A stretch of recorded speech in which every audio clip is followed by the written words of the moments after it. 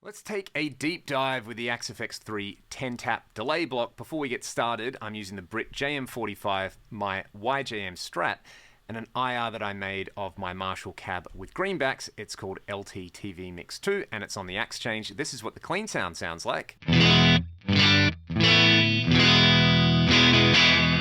Nice and clean and jangly there. I've got a 10-tap delay block ready to go. The type is set to the default 10-tap delay. In fact, everything is default except for the mix, which I've got at 50%. Let's just have a listen to these stock settings.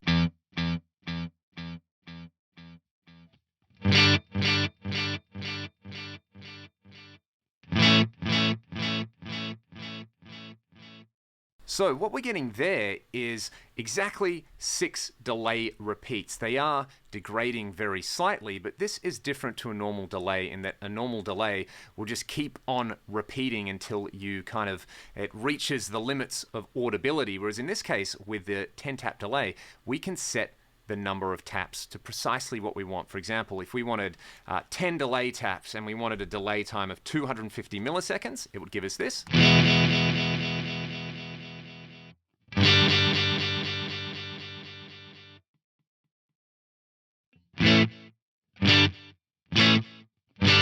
That's pretty cool. What's happening here at the moment, I'm going to go to 10 delay taps, is I'm going to turn the decay all the way down on this because the decay is going to decrease the volume on each of these delay taps, I should say. This is about delay tips, and we're doing tips about taps. Whew, that's a tongue twister. So if I set the decay to 0, basically these delays are all going to be the same volume.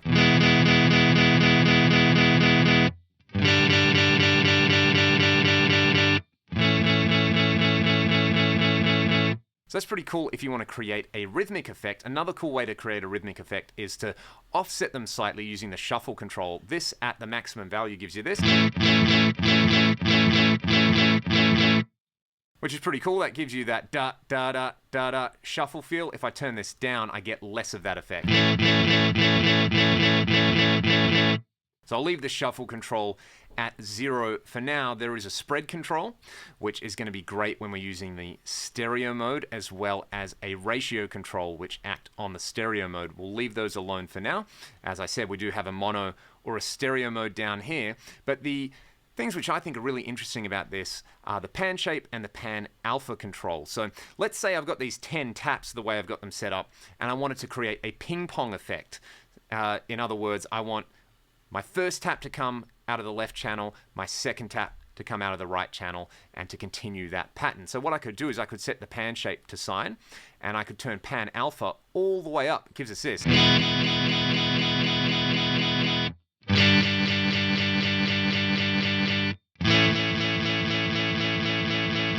That's pretty awesome. I can add a bit of decay in there if I like. Let's set it back to 50%.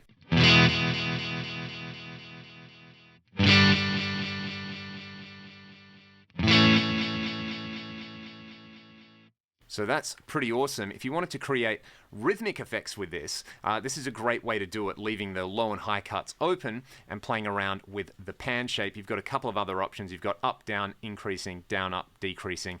And I would encourage you to play around with those. What I would do with basically any delay is I'd turn the low cut up beyond 100 Hertz and I bring the high cut down. I'm going to bring it down to 4K, just so it sounds a little less sparkly.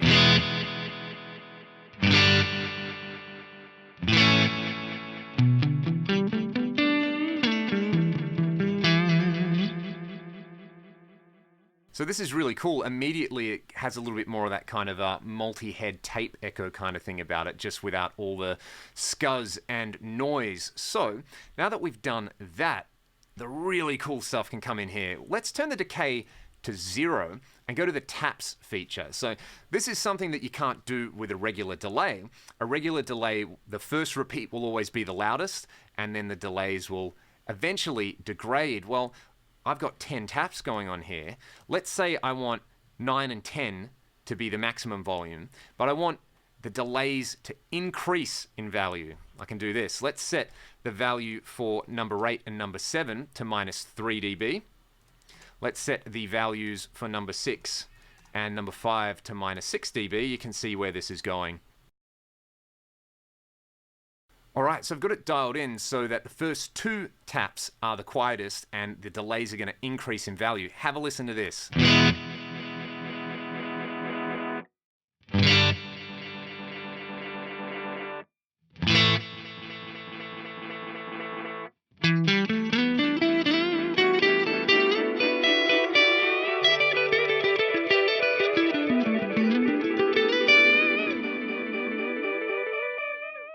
And I still got the mix up quite high there. If I was actually using this in a musical context, I would probably turn the mix down. But this is cool. This is something you can't do with a normal delay. And part of the fun with the Axe effects is creating sounds that you've never heard before. So this 10-tap delay with these settings really gives you that ability. Like I said, there is a stereo mode in there. And we can also set the delay tempo. Like if I set it, say, to a quarter note. And in stereo mode, I might want to set the ratio to 75% so that I've got that kind of quarter note and a dotted eighth note delay. Have a listen to this.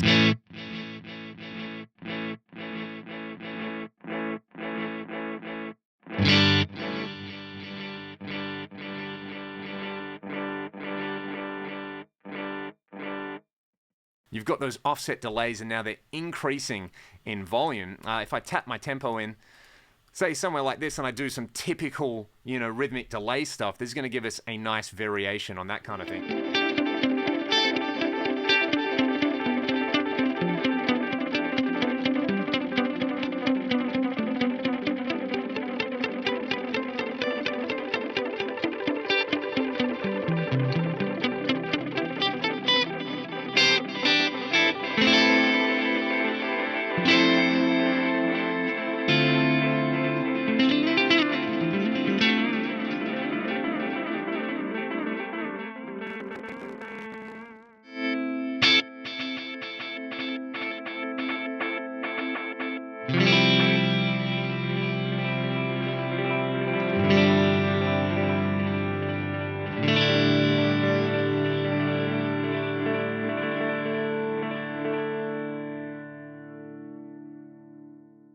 There's just a couple of examples of what you can do. And like I said, if you don't want that decay in there, you could set all the taps to 0 and you could use this for rhythmic effects. But I think where the rhythmic effects really come into their own is when you use the rhythm tap delay, because this time, rather than have each delay tap having the same delay time, you've got controls for decay again, but you've got feedback in here. I'm going to turn the spread up again.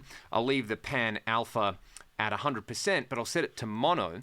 Then with the taps, you can see I can dial in different delay times for all the taps, which is really, really fun.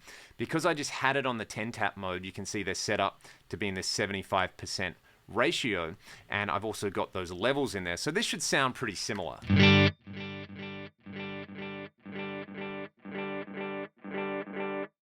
Those delays are growing as we go there, but what if I wanted something, say, where I took, I don't know, like some Fibonacci numbers with these, and I wanted my delays to get shorter and shorter according to that golden ratio sequence, and I also wanted them to increase in volume. Well, I've already kind of got the volume increase in there. So what I'm going to do is I'm actually going to start, let's set the level on the last, say, 4 taps off. So I'll just turn those taps completely off. Now I've got this increasing sequence, and what I'll do is I'll start with, say, I don't know, 21. That's a nice Fibonacci sequence number. The next one would be 34, and then I can sum these to get 55, and then I think we've got 89 next along the way. My math is any good, it'll be 134, and then 23. Something like that. Close enough is good enough with these guys. So what we're going to have now is these delays are going to increase in volume. They're all going to be, each tap is going to be a different time, and the taps are going to get closer and closer together. You get this kind of like roomy, diffuse, pseudo reverb kind of sound.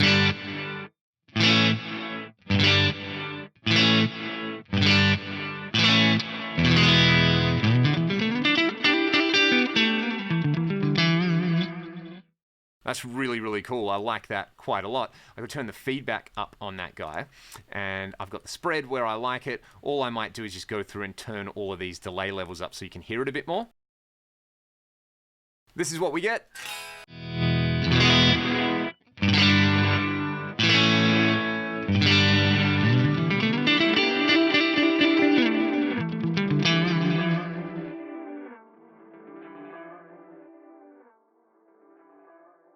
Again, not necessarily something you can do with just a vanilla delay. Another really fun thing here, I'm going to set all of these delay levels to 0, and then what you can do is you can set this to quantize, and you can tap in the delay repeats that you want. This is really awesome. I love this. I'm actually going to use the hardware unit to tap the delays in. So what we'll do is we'll set quantize, say, to be a 16th note, and then I can use the learn feature. So what this is going to do, basically, I'm going to tap on the front panel of my Axe FX3 using the enter key in the 10 tap mode, and this will, whatever rhythm I tap, it's going to give me those delays as my delay taps. Let's do that.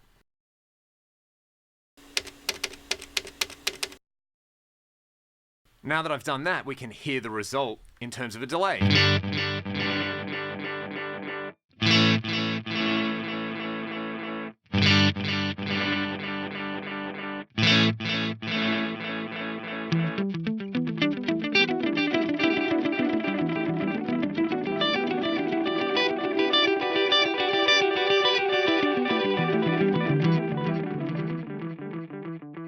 That's awesome. You can tap in, of course, any rhythm you like. I could also make the delays like start really quiet, get loud in the middle, and get quiet again. So I could turn these levels down and, you know, turn them up somewhere around here, and then somewhere down here, turn them down again. Maybe this is a little bit extreme, the amount that I've turned them down over here, but let's just have a listen to that. So they start quiet, they get loud, they get quiet again. You can see how many variations you could have in this particular block. So this is all with a clean sound. What I would do, I'm going to bring up the trusty old USA C++. I've got it stored over here. I might just turn my input drive up because I'm using a Strat, which doesn't have as much output as a guitar I normally use this amp with. So let's hear that with this rhythm tap delay. I might just turn the level on this amp down a bit so it doesn't clip.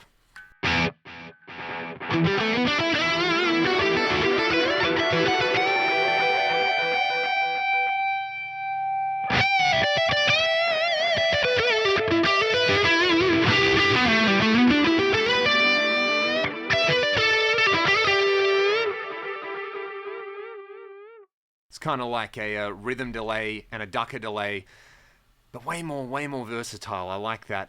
If we go over for one last thing, say if you're playing guitar solos and you're doing long sustained notes and you don't want the delay to go on forever, you want it cut off, this 10 tap delay can be really handy. Say you just wanted 4 repeats, you wanted them all equally spaced, say it, I don't know, just a standard quarter note delay, but you also want them to ping pong around. We can set the pan shape to sine, we can set the pan alpha all the way up, and now let's say bring the high cut down because I've changed the channel, and I'll bring the low cut up a little bit as well, and I'll set the mix to about 30%.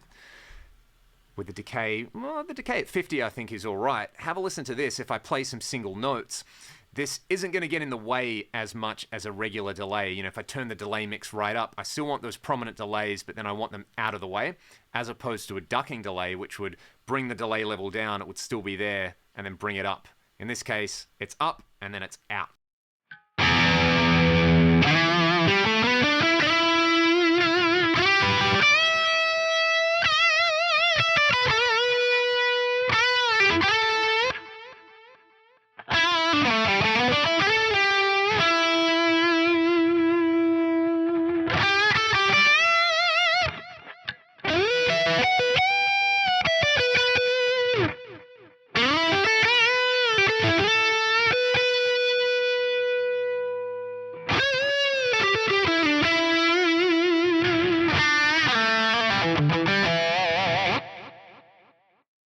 And I like that, how it's just kind of out of the way once you're done with it.